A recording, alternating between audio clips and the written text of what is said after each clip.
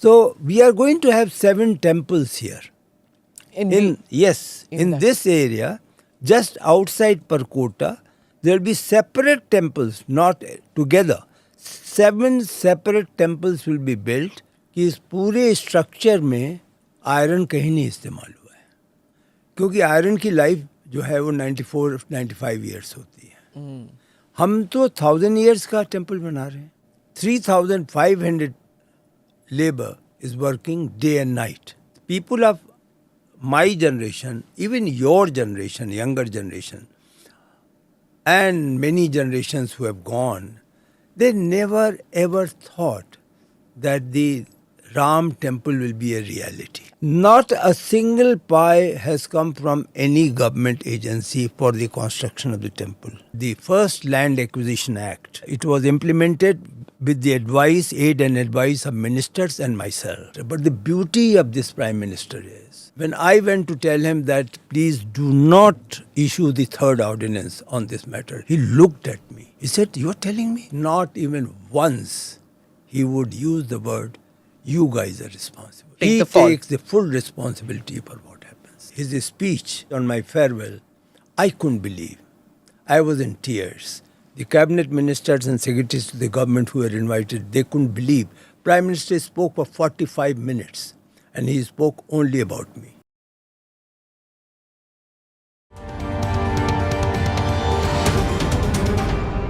Namaste, Jai Hind. You're watching or listening to another edition of the ANI podcast with Smita Prakash.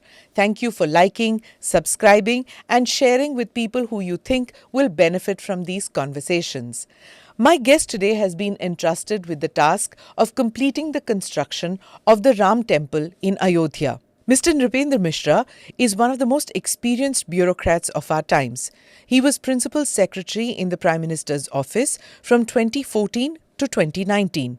In the second term of Prime Minister Modi, when Mr. Misra asked that he be relieved of his duties in the PMO, the Prime Minister accepted his resignation and tweeted, "Nripendra Misra is among the most outstanding officers who has a great grasp of public policy and administration. When I was new to Delhi in 2014, he taught me a lot and his guidance remains extremely valuable." Unquote.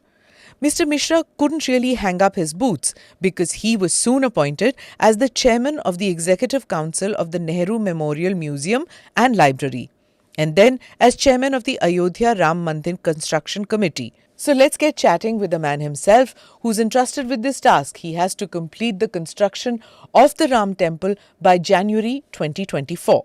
Mr. Misra, thank you so much for being part of the podcast. I'm delighted that you could find the time and come to the studio here because I know that the deadlines are really sharp with the Pran Pratishtha to happen in January 2024. So I'm guessing that your work is like literally 24/7 to keep an eye on everything. But before I begin to ask you about the timelines and the construction process, one question which, for our overseas viewers and for our young viewers who are not very aware, would I say, of what it means to install a deity, what it means to do a Pran Pratishtha. It's not just bringing a deity and keeping there. What does the process mean? I know neither you nor I are priests, but a person who's the man in the hot seat, I'd want you to explain a little bit about what the process is. Actually, it's a good question. And as you said, particularly for those who are not in some manner sort of educated will be a wrong word, but they have not yet, have developed the kind of belief that people who are there and are attached with the temple will have. So now the process is that consecration means that the murti which is being sculpted today at the moment in Ayodhya, and hopefully it will be ready by middle of December, and we are going to have one of the three which is being sculpted there. So that will start its journey of consecration sometime around the second week of January. The journey starts with a dip in Saryu River. The Murti will be Yeah. taken to the Saryu River. Yeah. Okay. And it could be any date, I am not sure, because that is the area which trust looks after. And more particularly, as you said, the priests would be taking care of that. But after the journey and to that place, it is believed that Lord, the child Ram, would like to visit the various temples which existed then Okay. in Ayodhya. Prachin Mandir. Yeah. So whatever temples are there today in Ayodhya, in the form of a procession, Lord would be, child Ram would be going in some kind of a chariot and stopping at some of the key temples of Ayodhya. And then finally, the deity or the whatever is carved, child Ram, that will enter the premises of the temple area. So in this will enter from the eastern gate. Is that the eastern gate? It's not decided as yet? Yeah. This is the eastern gate is this, and the devotees would Enter from there. enter from there. And where will the deity be? Yeah, so I am coming to that, to your question. The entrance for the child Ram, the chariot will enter from Oh, this portion. okay, not from here. No. Okay. And of course, it is not open to public. Ah. The whole ceremony is not open to public. It will somewhere take place very early in the morning. Okay. And then the deity will be placed in the sanctum sanctorum. Garbhagriha. Yeah. So it's a 3-story structure. Is that structure complete? Only the ground floor. Okay. What we have promised is that the ground floor, which is here, going like this, along with 5 mandap, these are mandaps, Okay. right? Yeah. 5.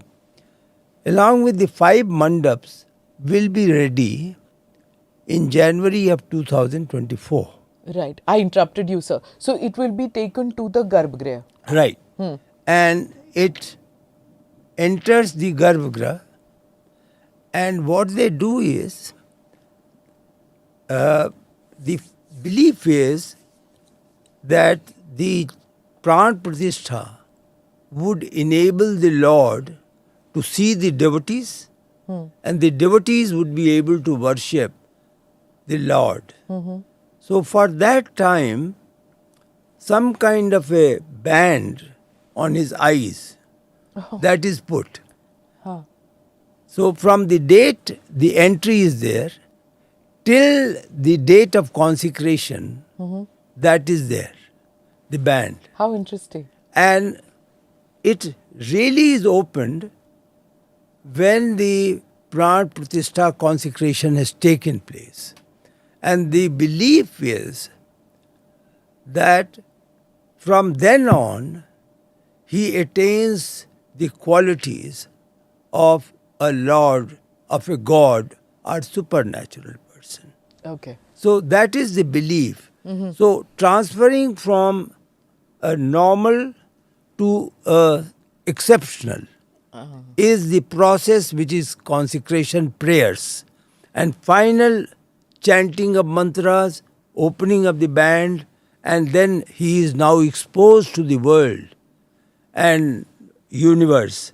That is the final consecration, which will be on 22nd of January 2024. Right. Two questions that emerge, which I'm sure people who haven't followed it in the news completely would have, is what you said is that the idol is being sculpted right now in Ayodhya, one of the three idols. So then that needs to be explained to some of our viewers who don't know the details, because many would say that isn't Ram Lalla's idol already there, baby Ram's idol already there, so why is it being sculpted? And if there's a new idol which is coming, what happens to the earlier idol? It is true, the belief is, and this belief is from 1947-49, that Ram Lalla appeared there. That is the belief. So that is the present in a temporary hut meant which is there, the Lord is there. And the prayer of that Lord Ram, child Ram, has been going uninterrupted. You may be surprised to know that since 1947, when the first news flashed in Ayodhya that the Lord has appeared at this place, the regular prayers of the Lord has never been interrupted. Now, your question that you already have a Lord, then why do you want to have another Lord? It's true. We thought of it. One reason was that people who will come now will have a darshan from a certain distance, which will be minimum about 25 to 30 feet. So in order to meet the eyes of the Lord with the person who is doing the prayer, and in order to see the feet of the Lord, there has to be another creation, another Lord which has to be sculpted. And that is why it was decided that we'll have a standing statue. Correct. I've seen a Ram Lalla statue. I've been to Ayodhya a couple of times, and I've had the good fortune to see it. So I saw it as a journalist, to see that what is it that made so much news. Can I see the statue? तो बड़ी मुश्किल से पहली बार I went out there to see it, and when I saw Ram Lalla, I was like, इतने छोटे एक तो दिखाई भी नहीं दे रहे थे, because वो एक केज सा बना हुआ था, तो वो दिखते नहीं है, और वो यूं देखते हैं, and within a few minutes you have to leave, you see, because the security was so high at that point of time, because there was so much threat to that area. और वो वैसे भी journalist जब आते हैं तो the security forces are suspicious of us. तो छोटा सा, and you can barely see the Lord. बहुत छोटे हैं, the Murthy is very little. At the moment, all those who come ji. hardly get to see. Huh. In fact, they only see it on the television screen. Oh. Because there is a television. So while moving on, and as you rightly said, the police manages the crowd. So they are moving very fast from there. Perhaps they just see that there on the screen. Correct. So from that point of view also it was thought. But then your question, what will you do to that present Lord? The Sanctum Sanctorum is going to have a place for standing Ram, child Ram, who is of the age 4 to 5 years. Okay. And just in front of that will be the present Lord. Baby. Who be. And the distinction is that one is called Achal Murti. Achal means it will never from now on move. Okay. So the Pran Pratishtha which is being done, that will be the Achal Murti. It will not move out from the Sanctum Sanctorum. That's the standing one, या baby standing वाला? one. Standing one. वो अच्छा. And what will come on that day, it will come on 22nd of January. From the present temple, it will move to the Sanctum Sanctorum. That is called Utsav Murti. What is the meaning of Utsav Murti is Festival. That there could be occasions when in a festival, the trust decides to take the procession of the Lord Ram, like you have in Jagannath Puri. Jagannath, got it. So then Utsav Murti will go, Okay. but not the Achal. Achal Murti. So that is how both the Murtis, they will be there in the Sanctum Sanctorum, and there will be regular prayer and all the other ceremonies of the Lord, both for them separately. Acha. Yeah. Okay. So Interesting. they will be prayed, and there will be prayer for the existing, and there will be a prayer for the... And both the murtis will be in the sanctum sanctorum? Yes. Both will be there? Yes. तो जब हम आगे जाएंगे, when we bow our head before the murtis, we'll be bowing our head before both the murtis. Oh yes, oh yes. And both will be visible Yes, clearly. yes. They will be very clearly visible. Perhaps better visibility to the standing one. Huh. But you will be able to see what was there from 1947 onwards, which is supposed to have suddenly come out there at the site. Prakat and hue. Pragat ho gaye. And the second one is the one which is going to be now installed, and consecration will take place. Right. Now you said there are three murtis. Are these three murtis made of different material? Like, is it granite, marble, bronze, brass, gold? What You are see, that process was a bit technical. Ji. The first thing that we were very careful was that the stone which is chosen must have certain minimum chemical qualities. For example, it must not absorb water. Okay. It must not react to the carbon which is there in the atmosphere, because all that will affect the durability, the life of the statue. So with all those qualifications, we got the stones first collected. Those stones came from Jaipur. They also came from south, Krishna Shila, granite, you mentioned. And they were all tested by National Institute of Rock Mechanics. It's the Government of India Institute, specializing only on sort of doing the tests of various stones and determining their strength. It is in Mysore, Karnataka. Okay. So all these stones were tested. And after that, 3 stones which were selected, one from Jaipur, which is a marble, and 2 Krishna Shila from 2 places of Karnataka, that has come, and these 3 were given to 3 different sculptors. Okay.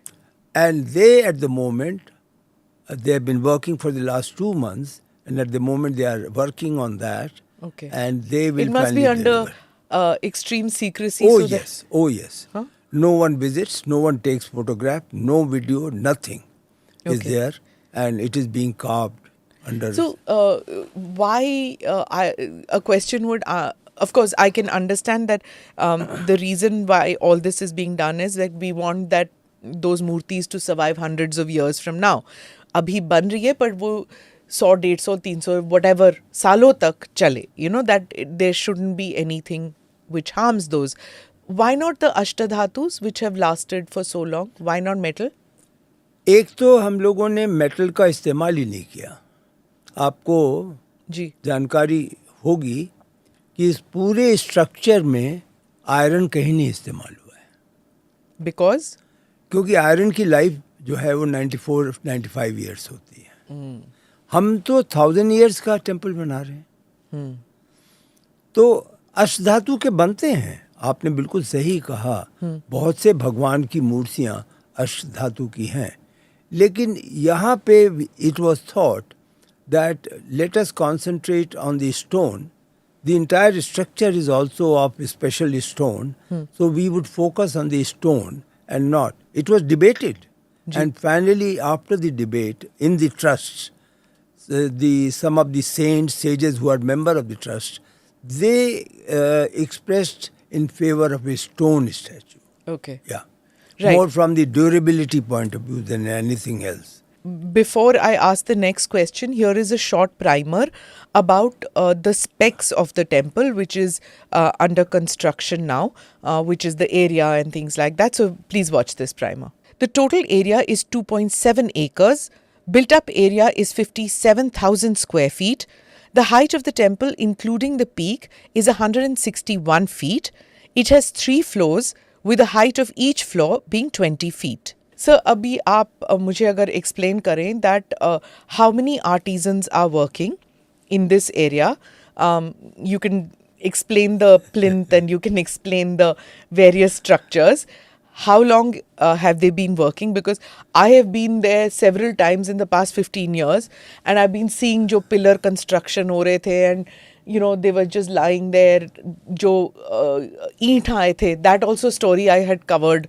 जो हर जगह से लोग लेके आए थे, you know that one Yes, one trains brick में from every village. From every village जिसमें लिखा हुआ था Ram. And from so I covered that story. I mean, it's dating me right now. People will know how old I am. But I covered all those stories and I covered that pillars which were lying there. And that entire area was infested with monkeys. They were like, it was scary to go and shoot there also. When I used to take the camera, डर लगता था to shoot because पूरे बंदर ही बंदर थे वहाँ पे. One of the reasons we haven't provided the solar supply of power is because there are so many monkeys. Yeah. That it's a menace throughout Ayodhya and you can do nothing about them. There is a certain feeling about it. Yes. So reverence. Yeah. So because of that, we avoided To do, the solar supply of power. My goodness. Okay. So now, you know, the question about how long the construction has been going on is I guess it's an answer that you can date it back to God knows how many years. But actual construction और कितने लोग यहाँ पे काम कर रहे हैं, कहाँ से आए ये artisans, craftsmen, scientists, archaeologists, जो भी specific areas के हैं, वो हमें समझा दीजिए. First, of course, the construction. You know, Prime Minister Mr. Modi, we don't say laid the foundation, but the Shubharam of the construction started by him, and that was 5th of August 2020. So the real construction, the trust was formed in the February of 2020 after the Supreme Court judgment in November 19, and then the trust came into being, and then my existence was recognized as chairman of this construction committee. So all this happened in February, and August Prime Minister came. So the construction started. You asked a very good question, and in fact I am smiling a little bit more than normal because today I got the news that they have got 3,500 labor. There was a huge shortage of labor which suddenly happened because of the festival season. Correct. And that was adversely in some manner slowing down the construction of the temple and the date line which we have to stick to, that is 31st of December 23. So today 3,500 labor is working day and night. Wow. Which is working on all sites.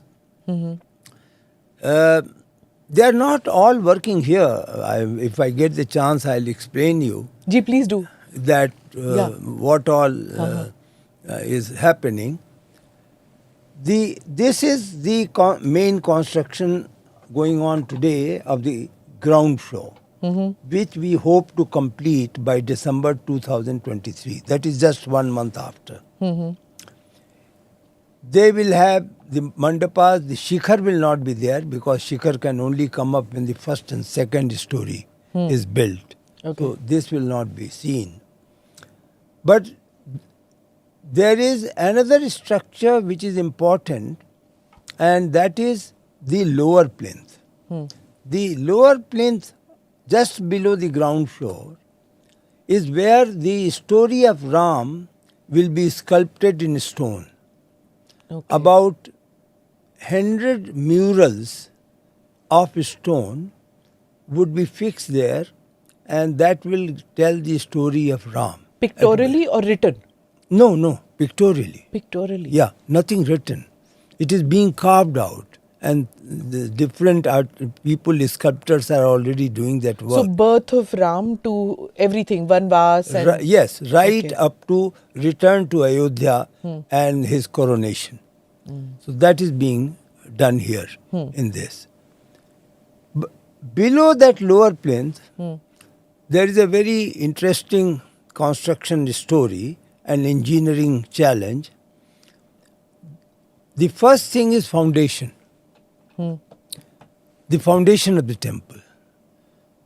So, after the soil test, it was noted that perhaps maybe few hundred years back, Saryu was passing through this place, Oh. almost touching the palace. तो clay soil हो गया फिर. So, yes, the soil, because of that, was not a very stable soil. Oh. So, the experts said that the pile foundation would not be suitable because of that. Okay. So, what we were advised by IIT Chennai, who are one of our advisory members, that please dig 15 meters deep in the entire area, remove the soil, just remove the soil and fill it with the another soil which is called re-engineered soil. Okay. This re-engineered soil is the recommendation is a mix, the quality of which is that in about 14 days time, each layer which is being put, that converts itself into a stone-like quality. अच्छा. So the foundation itself is, you can take it, is made of stone. Okay. On that we have got the raft, which again is about 2.5 meters. On that we have got granite plinth, which again is another 1.5 meters in width. And over that, the laying of the stone, Bansi Paharpur stone, which is the temple. So the temple has come up after the construction of foundation, raft and plinth.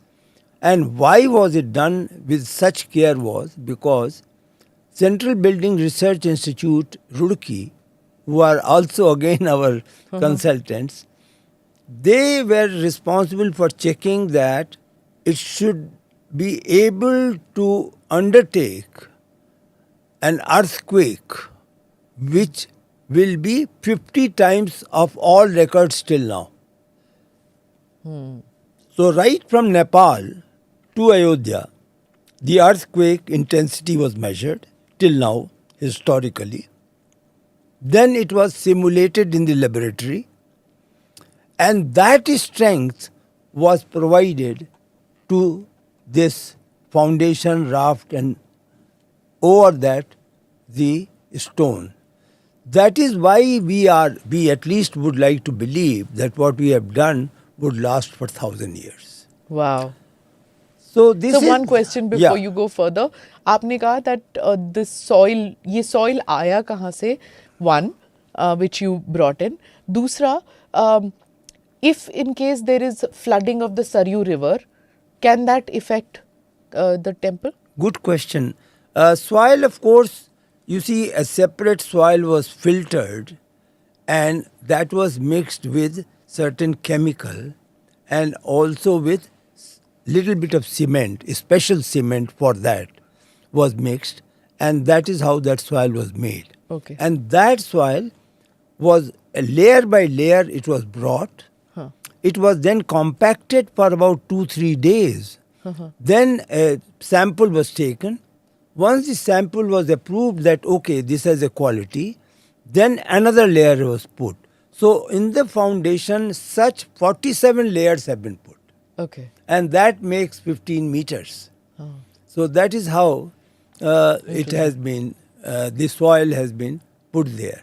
In the entire area, In there, okay. entire area of the temple. Okay. Yeah. And the Saryu river? Yeah. The issue of the flood was also checked. And the present, again, public sector undertaking, which is a research lab of CSIR, they have now confirmed that this area, the level of it, the ground level on which it is situated, is completely free of any flood which can come in Ayodhya. Okay. Yeah. Right. So that is protected. Okay. Now we come to the question of which you were saying that extra laborers have been brought to complete the work so that it's done, the deadline is met. Where did they come from? Were they are they expert carvers? I saw one interview in which you said that many have come from Orissa and from Rajasthan. Yeah. So where all have they come from? You see, the entire construction, as I mentioned, we are engaged here in constructing. Then there is another construction which is this called percotta. This percotta, the cost of this percotta is 200 crores more than the cost of the temple. Oh. That is the size of the percotta. In fact, the temple is in about 2.5 acres, but when the percotta will be constructed, it will become 8.5 acres. That's like a corridor. Yeah, that's like a corridor, of which the outer wall will be completely, in some manner, you can say, it protects the temple. No one can enter from anywhere except the eastern gate because of this percotta. And this inner wall of the percotta opens towards the temple, and this is open. So the people who will do the parikrama of the temple will be doing the parikrama like this. So this is called percotta. And then there are constructions such as on a Kuber Tila, which is a very high point, which is not here you can see because it is only up to percotta. The Jatayu is there. Okay. A statue of bronze which is being made now, ready now for installation. It is 15 feet in height and 20 feet in width, and the Jatayu is looking towards the temple. So he is in a kind of a meditation towards Lord and is standing there. Where is the Jatayu statue being made? In Yeah. India? Oh yes. There is a famous sculptor, his name is Ram Sutar. So they are doing Okay, it. the reason is because in Southeast Asia you see so many Jatayu statues and they're so phenomenal.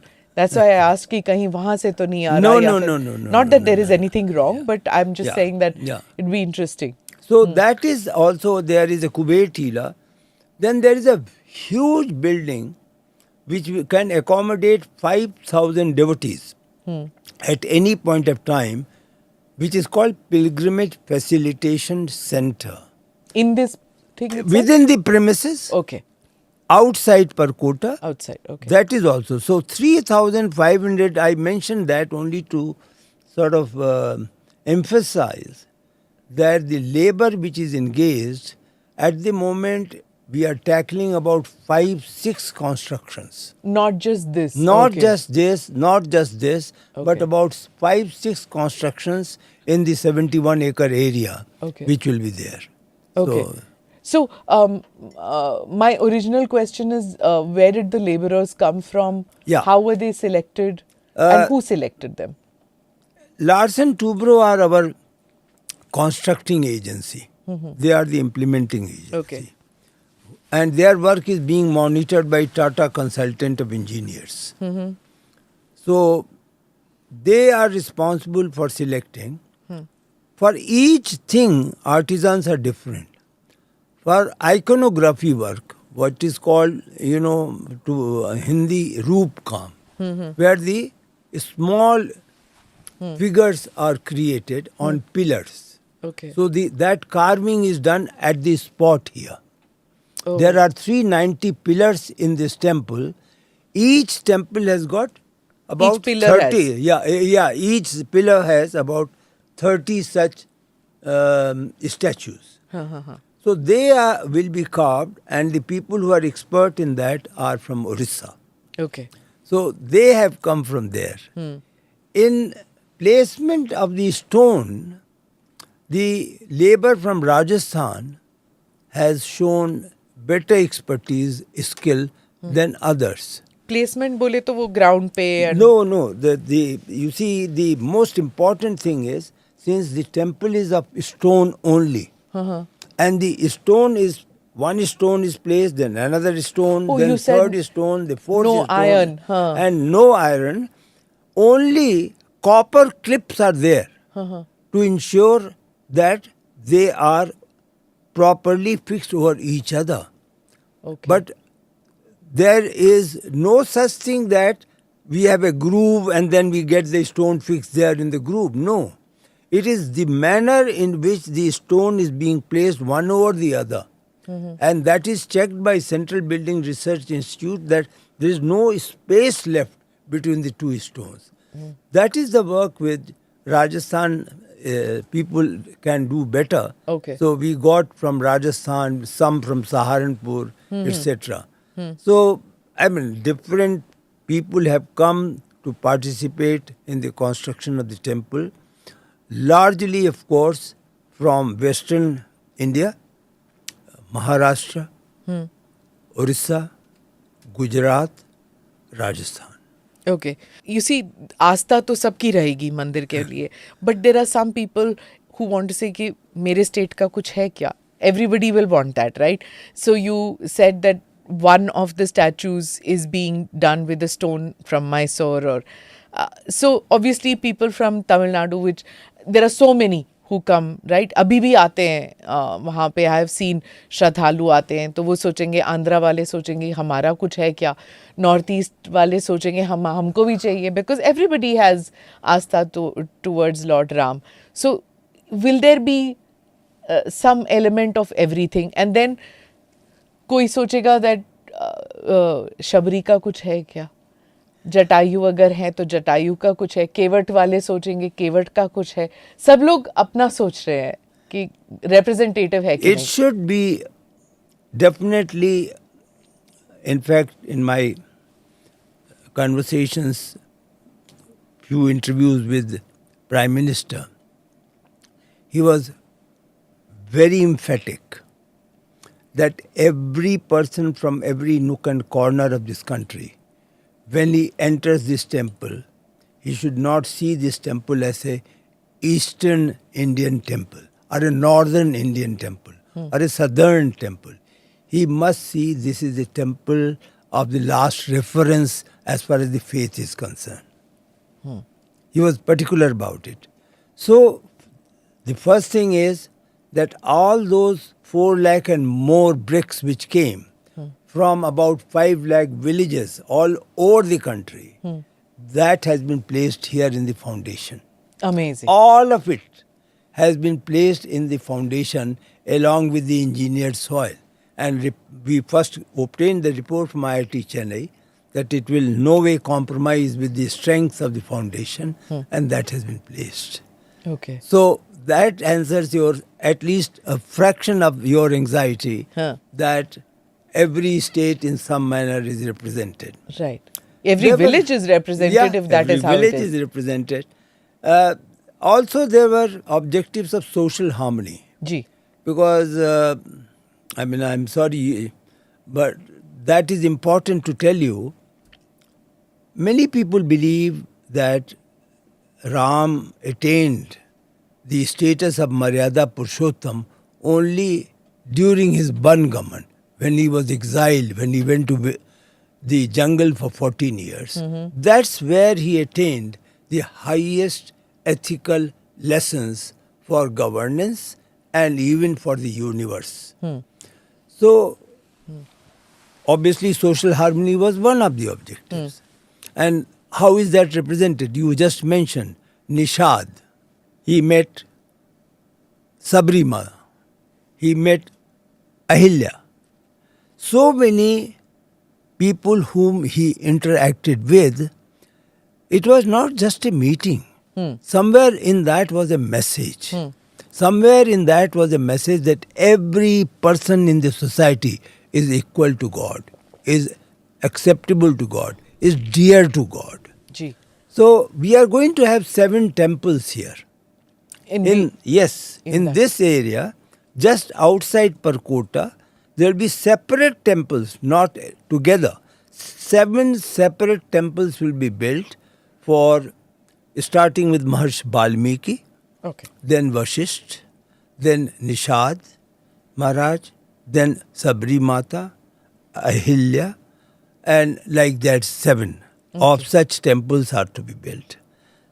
All taken together, and the ultimate objective is, you see, this is the Eastern Gate. Ji.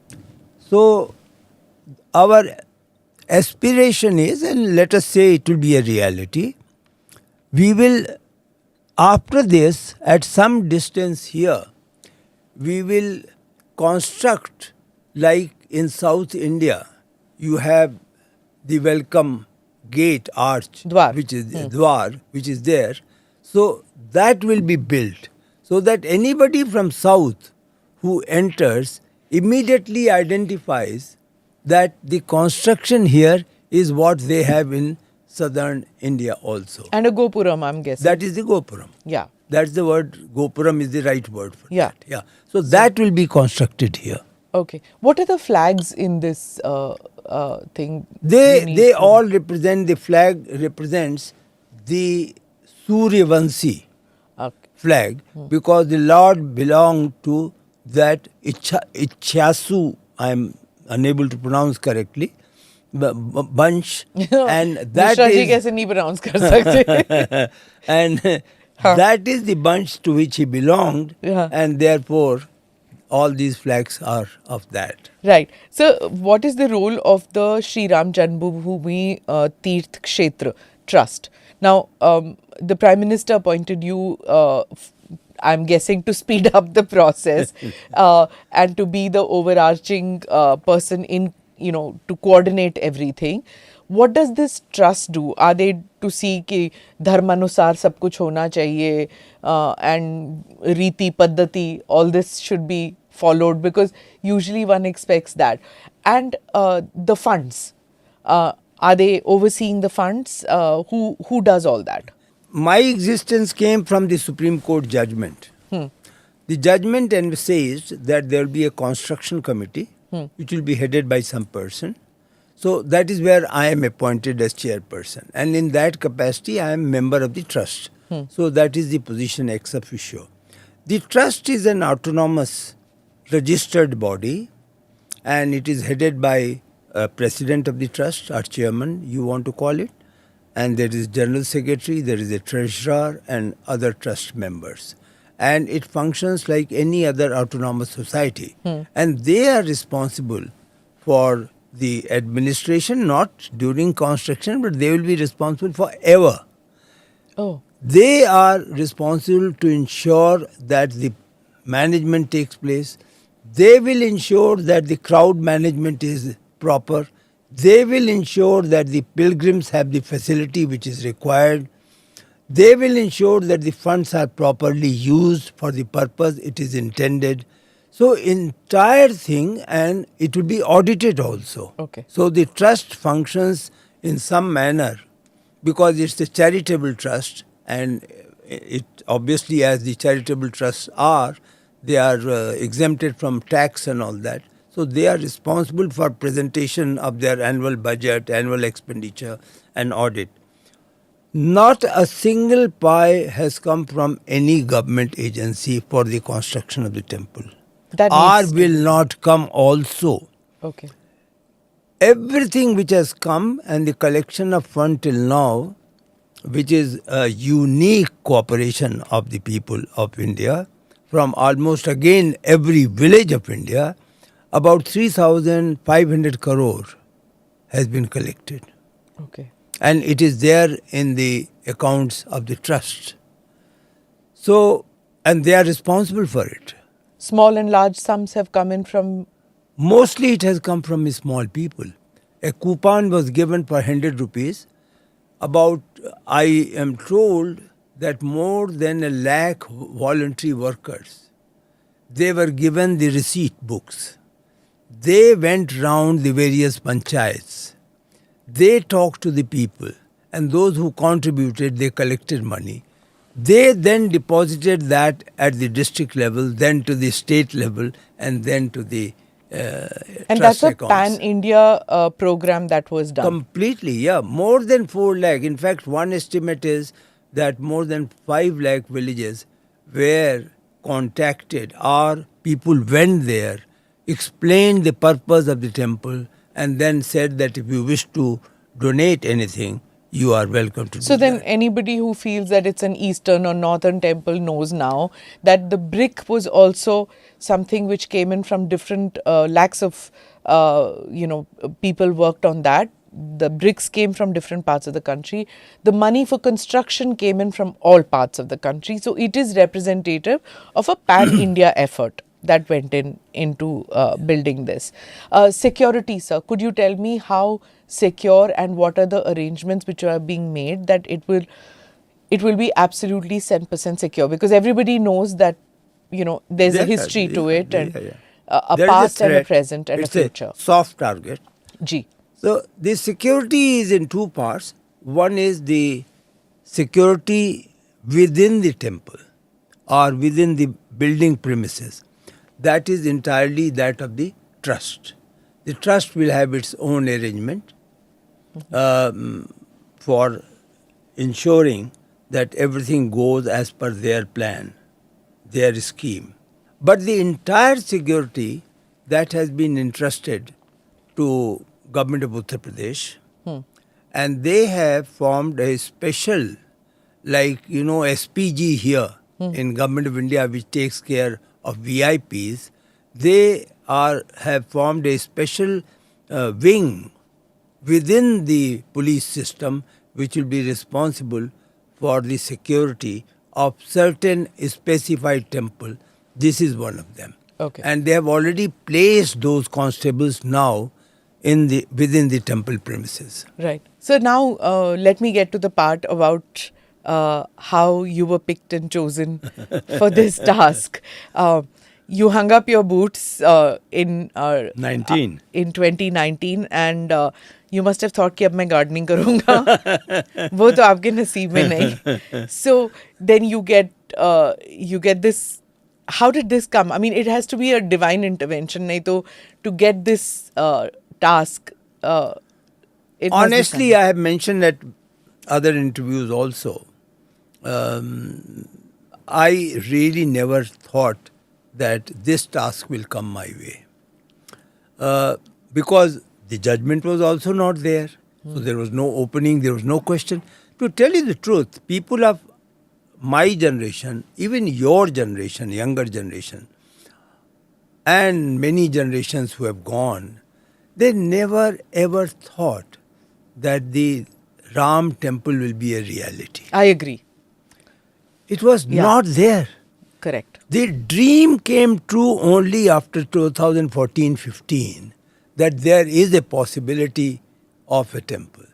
Because it had come up to the Supreme Court level, there were all kinds of efforts for reconciliation that Supreme Court sponsored. It didn't come through. Again, there was disappointment, but then finally unanimous judgment. So when the judgment came, there was a position which was there for the Chairman Construction Committee. I was casually talking to Mr. P.K. Misra, who is the Principal Secretary now. And I mentioned to him that, Mr. Misra, you have given me the chairmanship, that is, Prime Minister has given me the chairmanship of the present Pradhan Mantri Sangrahalaya and Library, which is good enough. But maybe that's not the kind of thing I was expecting. And in my very casual conversation, because in my mind, the thing which was working was some kind of a governorship or something like that, which normally comes to a civil servant. Yeah. So I said, well, you can think of the Ayodhya temple. He perhaps mentioned that to the Prime Minister. And then the Prime Minister was, in a way, this was information to him that I would be willing to work. He asked the Home Minister to verify with me, check with me, whether such a job would be acceptable. So I got a call from him that, would you like to take this work? And I said yes. But at the end of the day, I do believe what you said, that it was all divine. It came almost everything in about 10, 12 days, the chairmanship of this construction committee. And something which was never thought of, something which had never occurred in my mind, and that came my way. So yes, it is true. It is divine blessings. In fact, I was once talking to Ma Amritanandmayi. You may know. Yes. The famous, The hug person. the lakhs and millions of people have been hugged and blessed by her. Ji. So I mentioned to her that I am doing this. She immediately smiled and said that this is the job. She used the word, samarpan karke pura kar sakoge. Meaning by, just surrender now to the Lord. Then only you can complete this work. If you don't, you cannot complete this work. And the surrender meant that you must now not be unduly perturbed or disturbed by some criticism, by some, let's say, people who come in the way and stop the progress. So just do it with full samarpan. So frankly, that is the message that I am trying to live with. Submerge yourself in the task. That's all. Yeah. Right. Yeah. So I've seen you in various working in various capacities. When you were abroad, when you were in India, as an IAS officer. The skills of an IAS officer is, if you were to just broadly say, is systems and to work in those systems. But this requires you to break systems, create new systems. Your expertise was civilians and ordinary people ke saath politicians and ordinary, right? Those pathways. These are new pathways. So kahan se wo skills aayi hain aapki? पता नहीं है आई भी हैं कि नहीं, I don't know. But yes, this was totally different. The first challenge was there right in the first month, when I suddenly realized that everybody I was interacting with, people of Ayodhya and the trust and everybody, so they all rightly thought, very rightly thought, they had done the agitation. They had fought for the temple. And now when the job has come for the construction of the temple, it should go to them. Correct. Yes. It should not come to a person like me. Though you are not really a Delhi wala, you are from UP Yeah, also. I am, but they wanted somebody who is part of them. Correct, okay. And it's understandable. Yeah. So there was little bit of adjustment issue. It did take about month or two to define that where you stand and where I stand. And then we got used to. So it's a situation where the strange bedfellows do survive. Okay. So- but then I guess the weight of the thing was that, it was loaded in your favor because the Prime Minister picked you. So everybody knows you're Mr. Modi's man there. So I guess that matters too. It could be. It could be. I would not say that that is not. The perception is there. Very correct perception, I would say. That they think that this appointment has been done by the Prime Minister. Which is true. Yeah. Which is true. There is no doubt about it. Because Right. it mentions in the trust that I'll be there. But the adjustment issues are not just with the people who are of Ayodhya. It was a question of teamwork. Let me tell you, the biggest challenge, and if it becomes successful, it will be not because of me. It will be because of the teamwork which has developed, the culture which has developed. I have to speak to L&T. I have to talk with TCE, Tata Consultants. I have to talk with other architects. I have to talk with various ministries. So it was coordination. The I would say the blessed part of this was that wherever I went, whosoever I met for any cause, with any request, it was forthcoming without any question.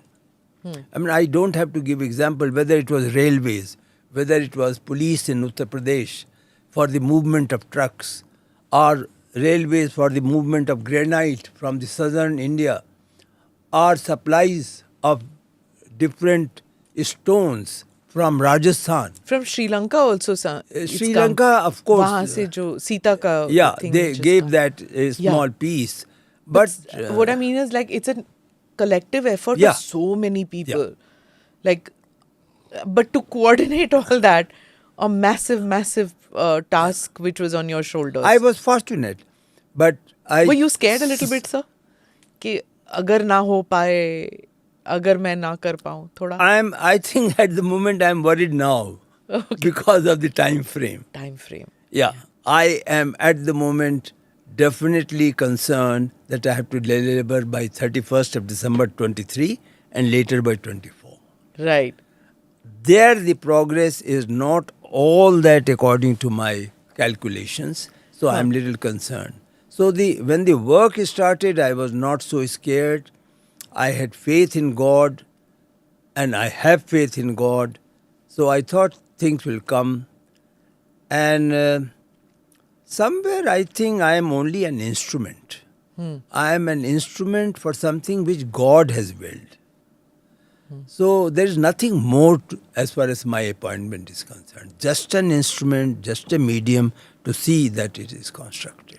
So our younger generation, I mean, you brought up that thing that your generation, my generation, usse pehle ke our parents' generation, they won't have envisaged something like this. Yeah. That होगा कि नहीं होगा, नहीं मानेंगे, courts नहीं मानेंगी, ये जो धार्मिक संस्थान है, वो they won't come on the same page, होगा ही नहीं कभी, and then the politics of it all, one political party, the second political party making fun of the other party कि तुम तो सिर्फ manifesto में लाते हो, होगा कभी नहीं. I've also been part of that where I've questioned leaders कि तुम बोलते क्या हो, करते तो हो नहीं. Yes, I mean, it appeared almost in all election manifestos of the party. Yeah. So I've also been part of that skeptical gang which thought that it will never get made कि कुछ और ही बना दो उस जमीन पे अगर नहीं बना सकते तो. I even remember, sir, that when I used to do news for Doordarshan in those days, and when the Babri Masjid fell, the very next day I was voicing a story for the news thing, and I was told that to call it जो ढांचा गिर गया था उसी दिन, and this is a Congress government which was in power. I was immediately told कि आप उसे मस्जिद नहीं कहेंगे, आप उसे कहिए ढांचा जो था वो. So those who think that it's, it was just the BJP, no, the Congress government too took ownership the very next day to what happened. So I want to come back, sir, to your years. The younger generation may not know about your links with Uttar Pradesh. People might, the younger generation might think, abhi gaye hain Mishra ji, Uttar Pradesh. Nahi jante ki aap, you were private secretary to Mulayam Singh ji, jo chief minister the. You were with Kalyan Singh ji, jo chief minister the. उस वक्त के बारे में, उस दौर के बारे में बताइए, and its links with Ayodhya and what happened then with Mulayam Singh ji, with Kalyan Singh ji. I was principal secretary to Mulayam Singh ji. Principal, sorry. And, not private secretary, principal secretary. Mulayam Singh ji very strongly believed that this dispute is not good for the communities, and therefore we must not recreate history. He was strongly of the view that the issue of, Ram born at that very place is something which cannot be is not proven. In fact, I recall in one of the smaller meetings where the chief minister was not there, one of the ministers joked कि आप तो अभी कहेंगे कि वहाँ सीता रसोई है, वहाँ सीता जी भिंडी की सब्जी बनाती थी. You see, there is a place Sita Rasoi very Yes. close, which is there, and we are going to conserve that. So that भवन बन रहा है वहाँ पे रसोई का ना. that gentleman said that what proof do you have? So yes, it is. It was an issue. You were sitting in that meeting, sir? Yes, I was there, and it was an issue. But then, I suppose gradually the country also realized that this dispute must get settled, and the only way to settle this is through the judicial process, the legal process. So उस वक्त जब ये सब जब हो रहा था, you were principal secretary when that the car sevaks, Yes, I was there. I was sitting in the control room. when they attacked. Yes, not when the Babri Masjid fell No, down. the car sevak attack. When the first car sevak agitation took place, Saryu and river में कूद गए Kothari थे. brothers died Yes. because of the firing, I was very much there. And I recall the commissioner calling me almost repeatedly that there is such a crowd here that it is, you cannot estimate, and you cannot say from where they are coming. They were coming from all directions, all villages. They were just concentrating to Ayodhya. It was in a way challenge to what the police then had claimed, that not a bird will reach there. Yeah. Parinda par nahi marega. That claim was in 24 hours, that was belied. And you could see the attack on the place. It was only on the appeal of the workers, the leaders of the agitation, that the car sevaks. Yes, on that bridge they crossed that bridge. Yeah, they crossed, Yeah. they reached. They were right there. Yeah. But only after the appeal from the leaders of the movement that they decided to withdraw the first time. Yes.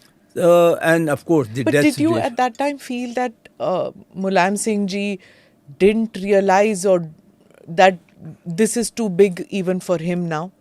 He was worried. He was worried because he thought that it will be very difficult to control. But then there is, in politics, there is a commitment of a certain position. And very few can then introduce corrections in that process. Once you take the path. He had taken the path in which opposition to the temple was part of his administrative arrangement, part of his, let us say, running governance issue, that there must not be temple constructed at this stage. And then comes Kalyan Singh ji. And he doesn't replace you. Usually ऐसे ही होता है ना, chief ministers आते हैं, वो replace कर देते हैं. But he had you there. At that time what happened, sir? उस वक्त when you were with Kalyan Singh ji, मेरे को समझ नहीं आता that I just feel history was not fair to Kalyan Singh ji. Somehow I feel that what happened? Kalyan Singh ji, as long as I was there till about 1992. And Kalyan Singh ji believed, of course, no doubt about that the temple has to be constructed. He was committed that he would deliver the temple. And in his own manner, he had promised the government of India that there will be no disturbance, but the temple will be constructed. Yeah. It did not come through, and when it came, when the Babri Masjid fell, he was very much the chief minister. I must say, to his credit, not many know, that when the police and the central police particularly asked permission to fire, he refused. The Home Secretary of that time asked him that, look, the firing is now necessary. Kalyan Singh, as a brave chief minister, said, bring the file, write whatever you want to recommend, then I will write that I am ordering that there will be no firing. So he did write. The file contains his order that no bullet will be fired on the crowd of God sevaks. So that was his faith and belief. Of course, the temple came into being after the judicial intervention. But Kalyan Singh was of the firm view that if he was given few more years, he would have delivered in a peaceful process. But then the government was, dismissed, suspended and later dismissed. So he had to go. Where were you when the Babri Masjid came down? When Babri Masjid came down, I was chairman of Greater Noida. Okay. I was transferred in September of that year and it fell in December. Why did you fall out of favor with Kalyan Singh ji? Oh, not at all. No? Not at all. Okay. Oh, I mean, there is no question. He was a very sad person. When in the middle of the night there were 2-3 other ministerial ministers, I was called and they said that by that time my family had shifted to Delhi because of my children's education. So they said that would you like to go closer to Delhi because now your family is not here. Well, I realized that perhaps there are greater things at work. And so I said, yes, I would be happy if I am given anything in Noida and Greater Noida. So I became chairman. If you had been, looking back at your career, if you had continued as principal secretary with Kalyan Singh ji, would you have advised him differently on that day when the Babri Masjid came down? No. I would have definitely advised him that there should be no firing. For the simple reason that you cannot fire a crowd of lakhs, not thousands, and you cannot control. And there is another factor to it. Even those who were responsible for law and order, I am speaking particularly of the police, majority of them believed in some manner or the other. Their duty was different, but their faith was different. Yes. That was, in fact, if you recall the events, that evening after the firing when Kothari brothers died, all the constables in their mess did not take food. That is the earlier incident. The Saryu incident. Yeah. They did not take food. So that was the kind of sentiment. I do not think a crowd of this nature could have been handled in a manner. Calling military, of course, is an option. But that option would have meant thousands maybe not there, may not live. So the option was very clear for the chief minister now to accept what was happening. The police force in both the incidents, when Mulayam Singh ji was chief minister and when Kalyan Singh ji was chief minister, the police was terribly disturbed, divided. Some, of course, that it's an order, it's a duty, have to do, will do. Some who were saving the media, saving the car sevaks, doing things which were probably not their order but going beyond the call of duty. How was the IAS? You're from the IAS. How was the IAS dealing in both the incidents? Second time, of course, I was not there because I was transferred.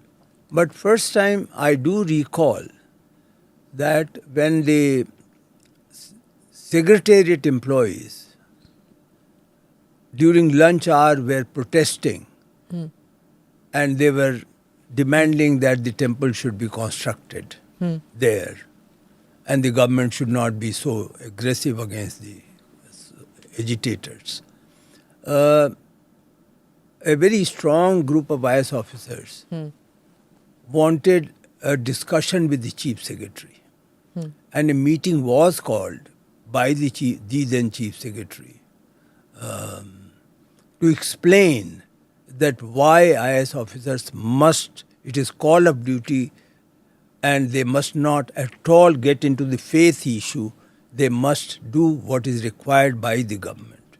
So the senior officer sat, I was very much there in that meeting, and the chief secretary addressed the officers and called upon them that, look, we are not to decide what is now the final decision. We have to implement what is the final decision.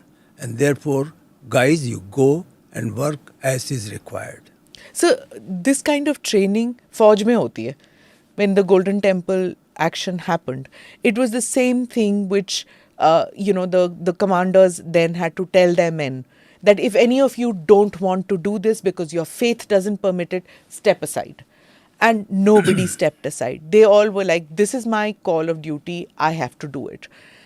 But IAS में वो training तो होती नहीं है ना, that kind of training. I mean, how do you keep your faith apart and how do you keep, what kind of training? I'm not saying that नहीं है training, I'm presuming कि नहीं है. This training comes from academy days. Okay. Lal Bahadur Shastri Academy. Yes, in Mussoorie.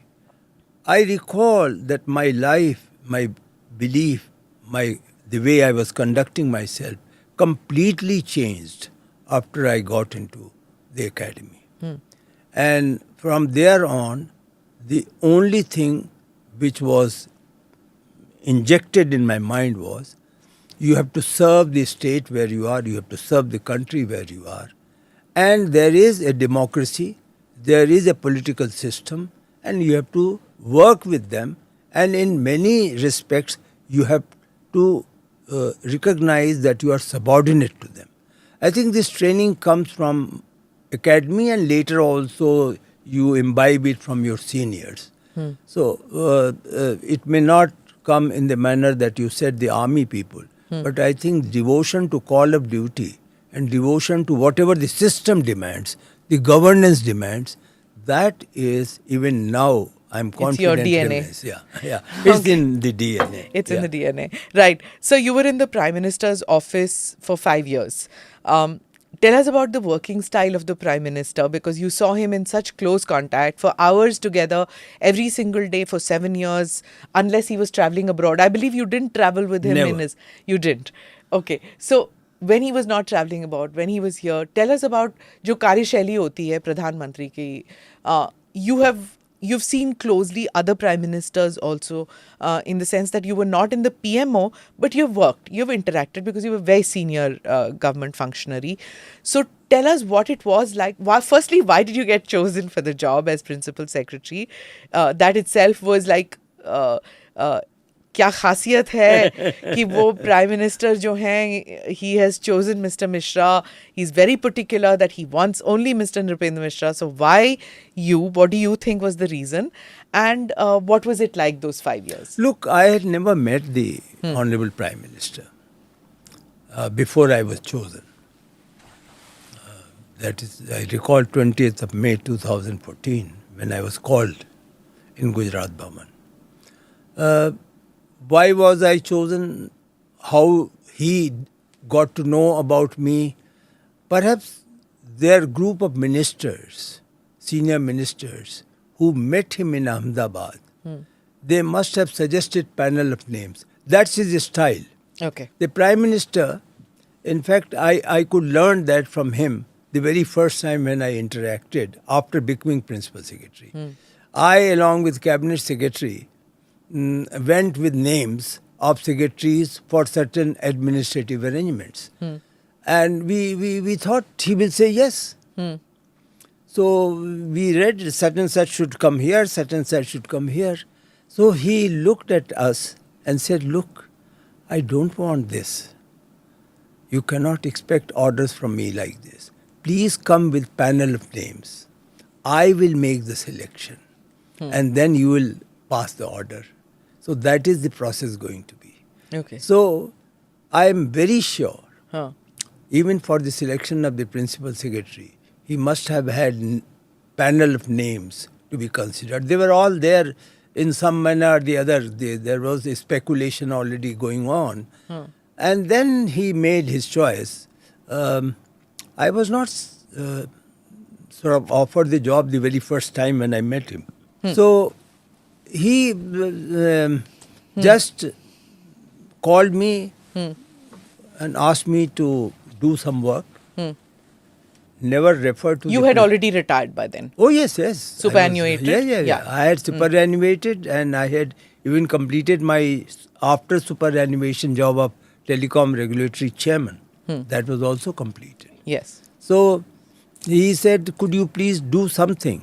So I said, I'll try. So he said, you are being given a room in Gujarat Bhavan. You come in the morning. And after 3 days, I'll call you again. So I did my work, whatever was assigned, and then I went to him. I was summoned. I recall Mr. Jaitley, late Mr. Jaitley was sitting there. Amit Shah ji was sitting there. I made my presentation. I'm very sure one thing must have disappointed him because I didn't present it to him on As screen. a PowerPoint presentation. PowerPoint presentation. I had taken hard copies, given to all four of them and selected. So I'm very sure the tech savvy that he is, he must have thought this man is not tech savvy. Yeah, I'm 100% sure about it. And compared to him, I was not. So he said that my proposal was discussed briefly. Then I was dismissed from there. They must have then taken a political view about the matter. And in the evening, I was called again. And he said, would you like to work with me? So that is how I was selected. So why I was selected, I don't know. But perhaps... Did your colleagues all call you up and say कि मत करना, he's a hard taskmaster? No. Though आपके बारे में भी ये कहा जाता था, if I may just share that, it used to be said that you used to have very strict deadlines and अगर किसी ने तो शामत उसकी अगर वो नहीं हुआ तो. Your work style was somewhat similar, would you say? In terms of delivery, yes. He believes in a certain time frame.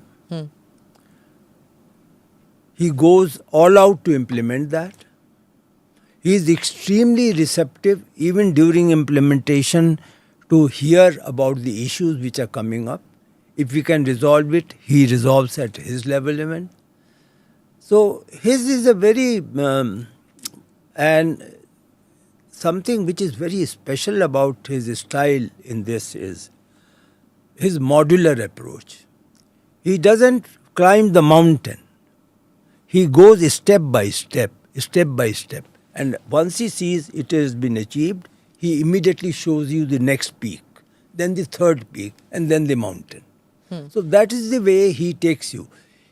The moment you go and tell him that I have delivered this, you never get kudos from him. Because then he will say, अच्छा अब ये करना है, अब ये करना है. So that is how he moves. I think as a person who is in governance, implementing the programs in a defined time manner, perhaps I would rate the Prime Minister. There's something special about him. I don't think it is fear element that he will do something to the... He has never punished any officer. So even that is not there. But there is an element of awe, you can say, or whatever. The officers felt during my tenure that the Prime Minister desires certain time frame for implementation and he would like it to be done. So from the outside as a journalist, one has observed that when Dr. Manmohan Singh, and all credit to him for all that he did in his tenure, but when the Prime Minister gave orders, it wasn't necessary that the bureaucracy would do it. I'll be honest with you, I've seen both the Prime Minister's offices, PMO of both the times. But when because there were several layers of functioning in that PMO. It's even his principal secretary was working, his staff was different, his media advisors were different. The PMO itself was not as tightly knit as this PMO is. And a directive from the PMO during Dr. Manmohan Singh's time did not have the same weightage as a directive from the PMO during Prime Minister Modi's tenure.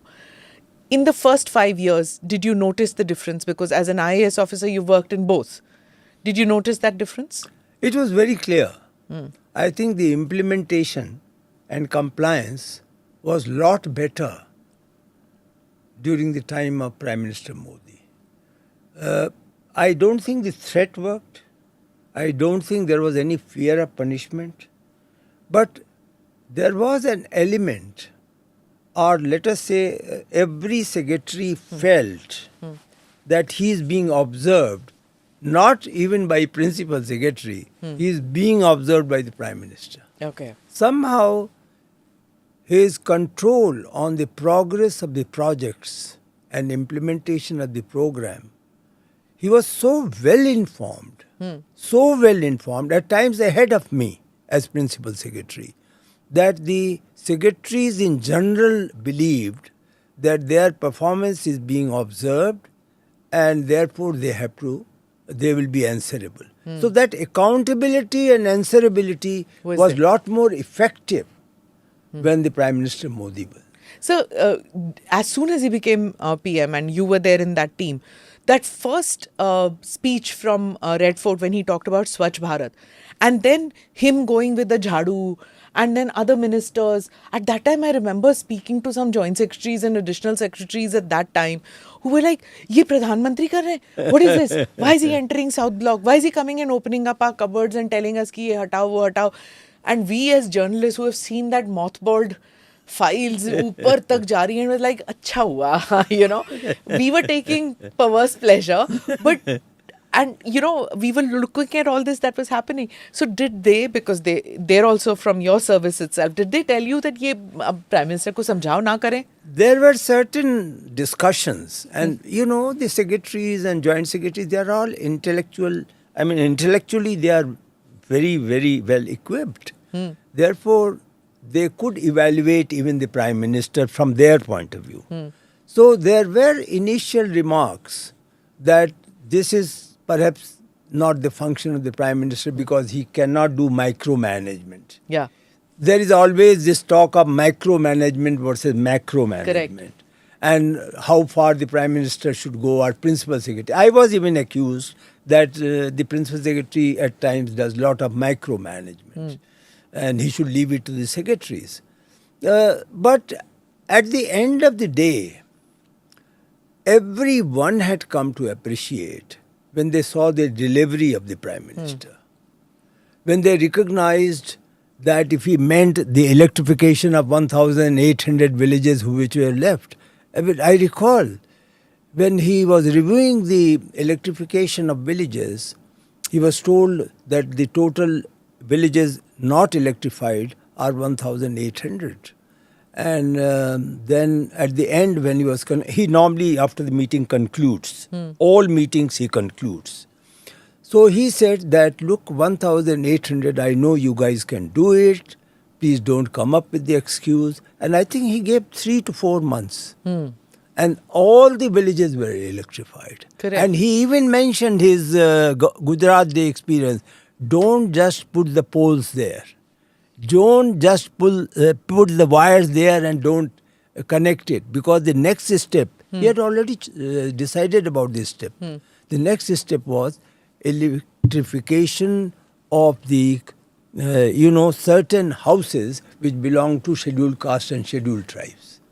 So the moment you say that all villages have been electrified, the next test was that now please give connection To the poor to homes. the scheduled caste and scheduled tribe homes, and you will be tested.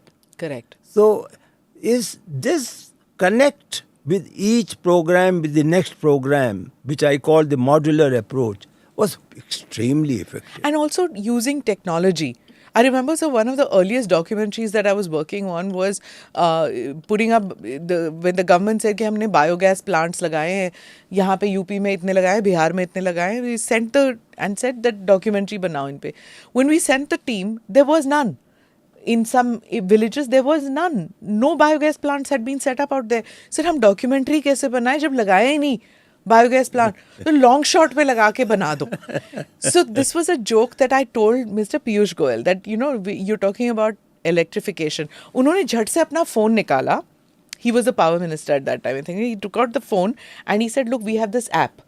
And in this app, name any village.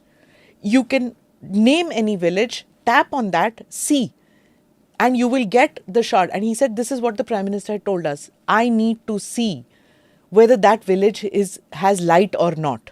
So with the satellite technology, of course, when I'm talking about a time biogas ka jab technology nahi thi hamare paas, but now with that technology, you could see whether that village has light or not. So these are the micromanagement to karna padega, otherwise, kaam chalao. He forced a dashboard on each minister's table. हाँ. That was the way to manage. So even ministers and us, Yeah. I have to include myself, we were not used to that kind of technology, Yeah. which was enforced. Okay, so another question I have to ask is that I was told that there were just about 10 people who knew about demonetization. Were you one of those? Yes, I suppose that one stage, perhaps only about 5 people knew. 5. That demonetization. Yes. And you knew about it? Yes, You there's knew. no doubt about it. Why did he want to do it? I will not be surprised if I claim that I was the first person to know about it. About demonetization? Yes. And it was the prime. I mean his intent. His intent. His intent.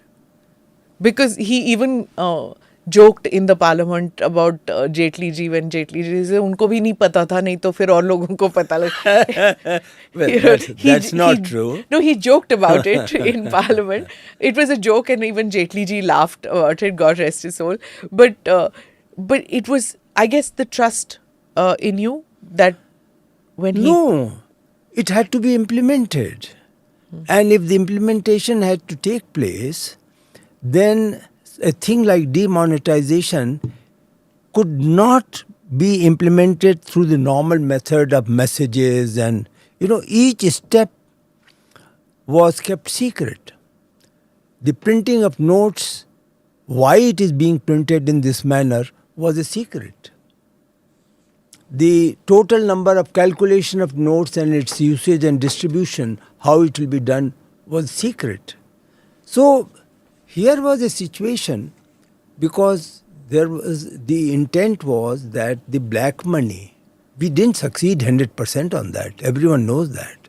There was such a huge exchange of black money into the white through the bank. I often, if you ask me that what do you think was your failure, I will say only one failure was I could not imagine that the bank staff at a lower level will not cooperate with the intent of the government. The exchange of notes took place in a very, very, I would say, surreptitious manner. That took place. But yes, not many people knew about demonetization. It was discussed with a very small group. I discussed with, so I got the broad idea about the Prime Minister thinking of black money. And then he said one such step could be this. He knew that Morarji Desai had done it. So he said, read the files of Morarji Desai Times. We did that. And then I had to consult few more colleagues of mine. So one or two colleagues in the system of Prime Minister office and in Finance Ministry were consulted. So your number of 10 will perhaps come true at that stage. Okay. I have to get to this. When the Prime Minister tweeted about you, when you said that I'm done and you wanted to leave, that I want to ask you also. Why did you say you want to leave? And then the Prime Minister tweeted and he said, when I was new to Delhi in 2014, he taught me a lot and his guidance remains extremely valuable. Amazing words. I don't recall a Prime Minister saying that about a Principal Secretary. It must have really meant a lot to you. Well, I have to say, if you get his speech on my farewell, I couldn't believe. I was in tears. The cabinet ministers and secretaries to the government who were invited, they couldn't believe. Prime Minister spoke for 45 minutes and he spoke only about me. No other word except me. Such was his sentiment. So he had full faith in me. There was no question of my not enjoying the faith. But I think, I carried the message to him that it's time I left. Because? I had started feeling that perhaps Prime Minister may like to experiment with change. One tenure was over, another tenure had come. So I was getting that feeling that some kind of new trial for new set of officers may be his idea. Because after all, one does, there is an organizational takeover in everybody. In 5 years, I would definitely start thinking whatever I am doing is right. This is the organization. It is the organization. In the first year, you beat the organization. Remaining 4 years, the organization beats you. Wonderful. This is what happens. So, I am very sure, Prime Minister sharp that he is, he must be thinking that perhaps if something new has to be done, a new experiment has to come. Reshuffle. Yeah, reshuffle. So, also, I would think that years of having worked with politicians in very close contact, you're able to preempt what the boss wants. Is that it? Or second guess? Well, I suppose most of the officers get to understand their bosses. I mean, whether you are with the Prime Minister or with the Minister, they do get... there have been many occasions where I went and, even as a junior officer, I went and told my Minister that you must get a change now. Yeah. So what is it that when he says that his guidance was extremely valuable, he taught me a lot, आपने कौन सी ऐसी चीज, if you were to just randomly, it's only between you and him? No. It's very... You see, I would only tell him the background. If any decision had to be taken, I will tell him the background. I will tell him the administrative positions of bureaucracy, how bureaucracy will see that. And there were occasions where I made the mistake. I perhaps did not adequately advise him. I can mention that the first Land Acquisition Act, which was implemented, it was implemented with the aid and advice of ministers and myself and some secretaries. It was withdrawn, if you recall. It was not implemented. One ordinance, second ordinance, third ordinance was not passed, it lapsed. It was a mistake. The time for that kind of reform had not come. These reforms come and they become successful because the time comes. 1991, the reforms were successful because the time had come for that. Likewise, later reforms also, which happened during Prime Minister's time, there was a time for which it happened and it was. But in the case of farmers, I think we misread the farmer mood twice. One when I was there, the second time when the agitation took place, when the Prime Minister went public. So, there are occasions when we have wrongly advised the Prime Minister. But the beauty of this Prime Minister is, he will never tell you. When I went to tell him that please do not issue the third ordinance on this matter, he looked at me. He said, "You are telling me?" Never ever said that you are one who made the mistake and therefore I have to now allow it to lapse. Never mentioned that. No, everything was not 100% successful in all the implementations, but not even once he would use the word, "You guys are responsible." The buck stops with him and he would take the fall. He takes the full responsibility for what happens. Interesting. One anecdote I must mention was many years ago, one principal secretary to a former chief minister told me that वो chief minister बने थे बड़ी with a strange situation. तो जब वो chief minister बने, he came from a very rural background, not familiar with the capital city and its machinations और chief minister कैसे आगे आते हैं. How does the guard of honor take place? कैसे होता है? तो the principal secretary was explaining carefully that जब आप आते हैं, जब आप उतरते हैं, तो आप झट से लोगों से मिलने नहीं जाएंगे. आप एक कायदे से जाएंगे. और वो धोती पहनते थे. तो उनको मैं नाम नहीं लूँगी सर, पर आप समझ जाएंगे because he was one of your contemporaries. So he said that मैंने चीफ मिनिस्टर को समझाया कि जब वो गाड़ी से उतरते हैं, क्योंकि वो धोती पहनते हैं, तो उसको ऐसे पकड़ के फिर उतरे, नहीं तो यू कैन सी जो द बेयर लेग. सो उनको ये सब समझाया मैंने. He says, but I also knew that I will last only 1 year. Because every time he looks at me, he will be, it is a reminder of the days where he was unsophisticated, and he will post me out. So after 1 year of the tenure, he told the chief minister कि आप मुझे center भेज दीजिए. So he moved to the center. Now, I want to ask you this, that here was a chief minister who had absolutely no experience of Delhi. When he came here, sir, there were lots of people saying, अरे इन्हें तो आता ही नहीं है, इन्हें तो कुछ पता ही नहीं है, दिल्ली कैसे function करेगी. You had a chief minister who came in who had never done Lok Sabha. It was his first entry into parliament.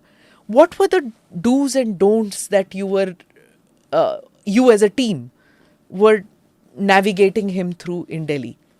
I think he was very well prepared for the position. And he did not require any such briefing. Of course, there were occasions when he was listened to. For example, if 15th August function has to take place. So it is customary for people who are responsible for 15th August to make a presentation. This is how you will enter, this is where you will go. You will first go to, the Amir Shahid Stamp. Then from there you will go to Gandhiji's Shraddhanjali, like that. All that he heard, but he never felt inadequate to his job. And perhaps he was a step ahead. Let me just conclude this by one example. When he was getting briefing, right in the first 3-4 days from the then foreign secretary, because he had never handled international relations. He had handled all other things. So she perhaps was giving some kind of elementary lessons of the diplomacy. And here was a person who had visited all the places, who in Greyhound had visited all the states of America. He had gone to Japan twice, he had gone to Beijing twice, he had negotiated for the release of some Gujarati students from China, etc., etc. He had his own ideas. In fact, it was his idea to call the leaders of the neighboring countries at the time of swearing-in ceremony. It was never the suggestion of the Foreign Affairs. Achha. It was entirely the suggestion of his, which was implemented by Mr. Ajit Doval, who then was not National Security Advisor.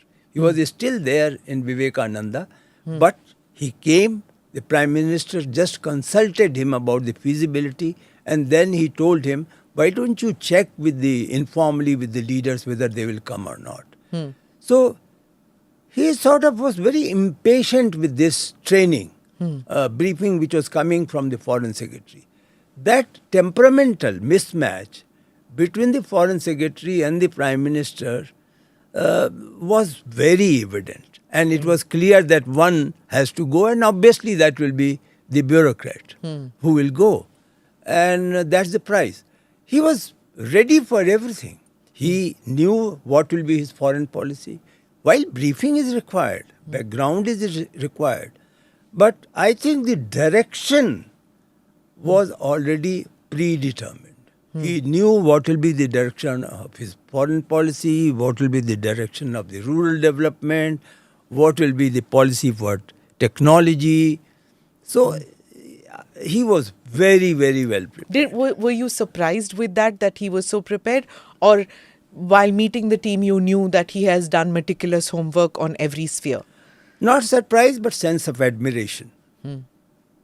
That was always there. Every time one attended the meeting, one always felt that he has learned something. That was always. So, towards the end, I will just ask you, one, of course, when you left the PMO, was there a sense of satisfaction, or was there a twinge of, I could have maybe done a little more? What was that feeling? There was, I don't think there was any feeling of regret. I don't think there was any feeling of loss. I had done my tenure. I knew the time is there for me to come out of the Prime Minister's office. But on the issue of sense of satisfaction, after every job, one feels that one could have done better if one was given the same job again. That's such an honest Yeah. view about that. So that is very clear. Today I can do the district magistrateship better than what I did in Hardoi and Unnao and other places. Right. So it's a fact that one is always inadequate to the level that he must achieve. Right. A principal secretary to a prime minister is considered the gatekeeper in many respects. Did you get that feeling that that people thought you were overprotective of your prime minister? Like some people used to say that when you were principal secretary to the chief minister, that he keeps him cushioned and covered. Hum mil nahi sakte hain, because you know how Uttar Pradesh politicians are. Everybody wants to barge into the chief minister's house, and regardless whether it was Mayawati ji, whether it was Mulayam Singh ji, I have seen that bade naraz hote hain with the bureaucracy ki humko milne nahi dete, because they all considered that ye humne banaya bhai. So do you get that feeling that people felt that about you? This is a natural response, because majority of the people don't know that officials and politicians both, that each leader decides his evening program and next day's program himself, independently. Okay. I was never consulted in the office of the chief minister who to meet or not to meet. There used to be one very, his PS, very close to him, one Mr. Goel, who used to present the requests. All the requests will be mentioned, it will be shown to him, and then he will tick mark, connect on telephone, give the appointment, and then he will give the appointment. But yes, you are very right. As in the office of Chief Secretary, I was accused that I don't allow the officers whom I don't like to meet the Chief Minister. It was not really true. I am honestly telling you. In the case of the present Prime Minister, it is totally different. There is appointment Joint Secretary level officer who presents the matters. PSS here take down the note from him in the evening at 11 p.m. in the night that these people he will meet.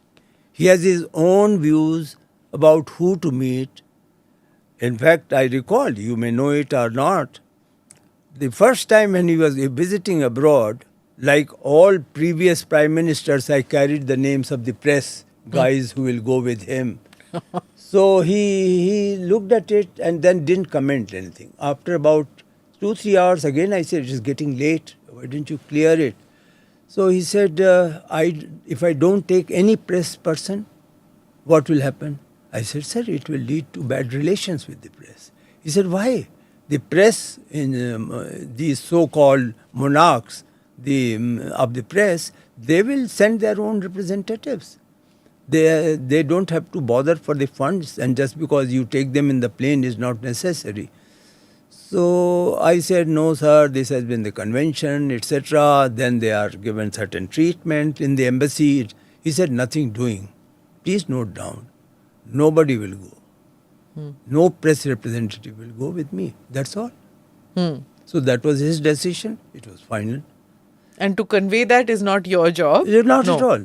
People got to know. I don't have to give reason. Because then all other trips also, there was no question of suggesting to him.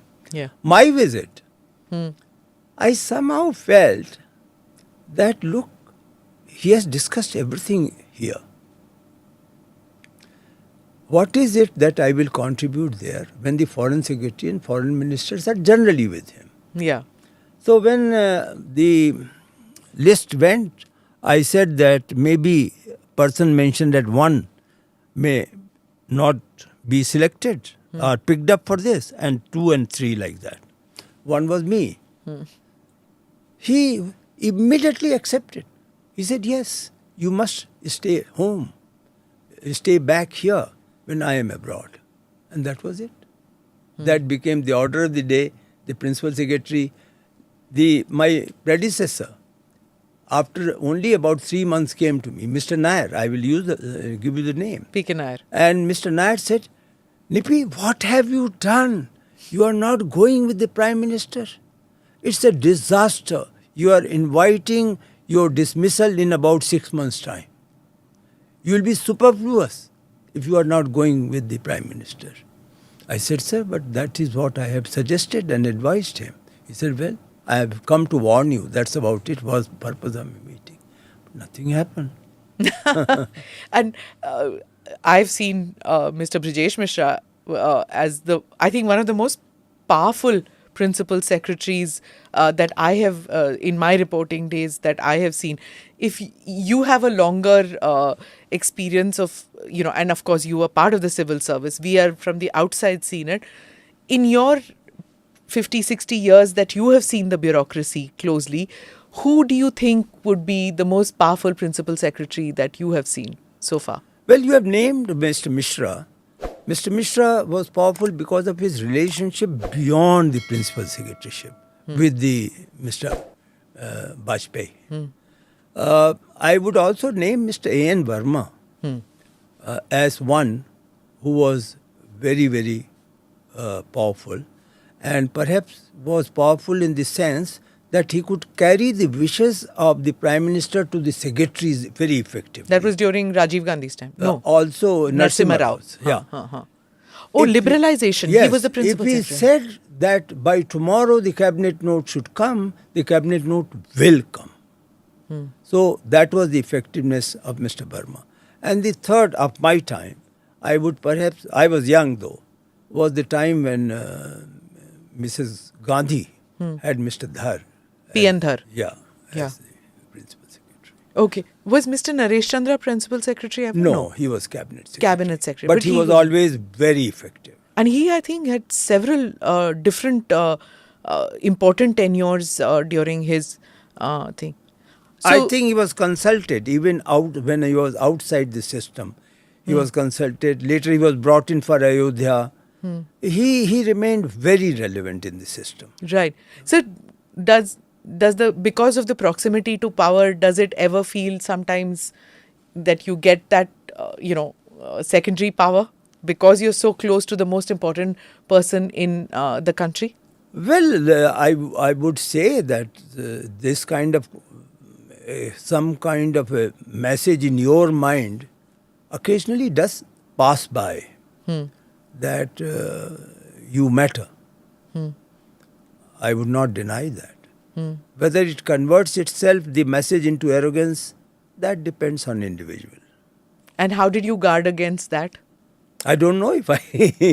No, you never came across as arrogant. The others will decide about it, so I will leave it to the judgment of others. Right, sir. So on our behalf, on ANI's behalf, we thank you so much for spending this time with us, explaining about the temple, and good wishes to you, all the best to you. I need it. And we look forward to doing a darshan when everybody is allowed to come there. 23rd of December 2024. And darshan will begin before the Prime Minister? No, 23rd January. I am wrong. 23rd January. Yeah. Right. Immediately. So as soon as the Prime Minister does it, and immediately Yes. for everybody else. All the invitees would have the darshan the same day, Okay. and next morning onwards, it will be open to all.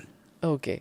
So we look forward to a dream come true to be able to do this darshan. Thank you so much, Thank sir. you. Thank you. Thank you for the opportunity. Thank you. Thank you for watching or listening to this episode of ANI Podcast with Smita Prakash. Do like or subscribe on whichever channel you have seen this or heard this. Namaste. Jai Hind.